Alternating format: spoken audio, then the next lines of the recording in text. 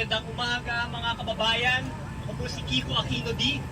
Yung lolo ko po ay pinatay ng diktadorang Marcos. Yung lola ko po ay nagsugal ng kanyang buhay upang maggaransya na mababalik ang demokrasya dito sa Pilipinas. At yung tito ko po, hinigitan niya ang ehemplo ng kanyang magulang sa mabuting pamumuno.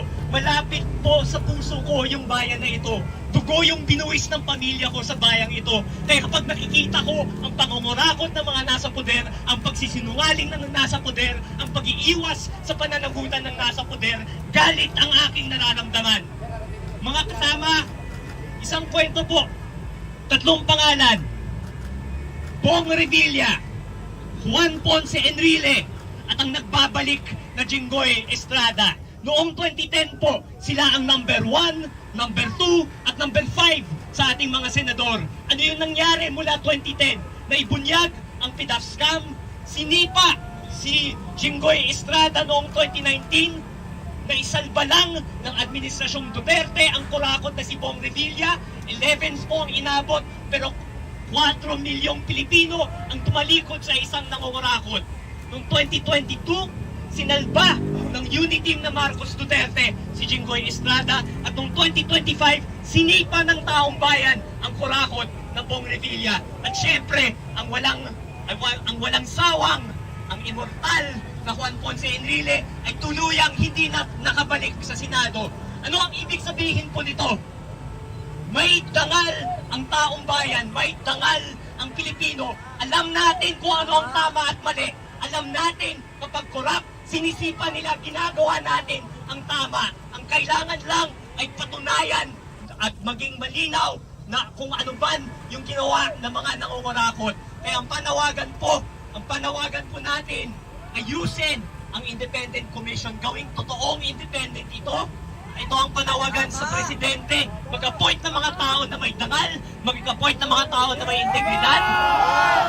Ang panawagan naman sa Kongreso, bigyan ng totoong ngipin ang Independent Commission, bigyan ito ng subpoena powers, ng powers to contempt, to make sure na lahat ng mga impormasyon ay maipapalabas. At sa lahat ng mga politiko, gawin nyo ang spirit of the law, ilabas nyo ang mga salin nyo para makita lang lahat kung ano ang inyong tinatago, para makita ng lahat kung ano ang totoong anyo ng inyong buhay.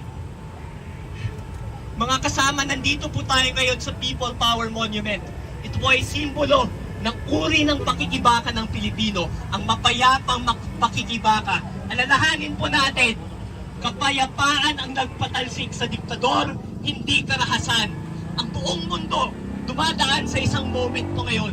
Tinitingnan natin ang ating lipunan, nakikita natin ang kurakot, at tinatanong natin ano yung pwedeng gawin, ay yung dapat gawin para tuluyan ng matapos ang kwento ng katiwalian dito sa Pilipinas at sa lahat ng demokrasya sa buong mundo. Hinahanap ng mundo ang halimbawa ng Pilipinas. Hinahanap nila kung paano tayo makikibaka, kung paano natin susolusyonan ang problema ng katiwalian habang tinataglay pa rin natin ang ating mga values, ang values ng demokrasya, kapayapaan, karapatang pantao. Eh mga kasama, masasabi ko po, iba-iba po ang mga bloke na nagrarally po ngayon, pero proud na proud ako po sa ating lahat. Mapayapa ang ating nagiging pakikibaka. Napakagaling po ng halimbawa ng Pilipinas. Ang paghahagis naman po ng putik ay pasok naman po, marapat naman po yung ehemplo and demonstrasyon ng galit natin ngayon, pero proud po ako na committed po tayo sa ganung kapayapaan.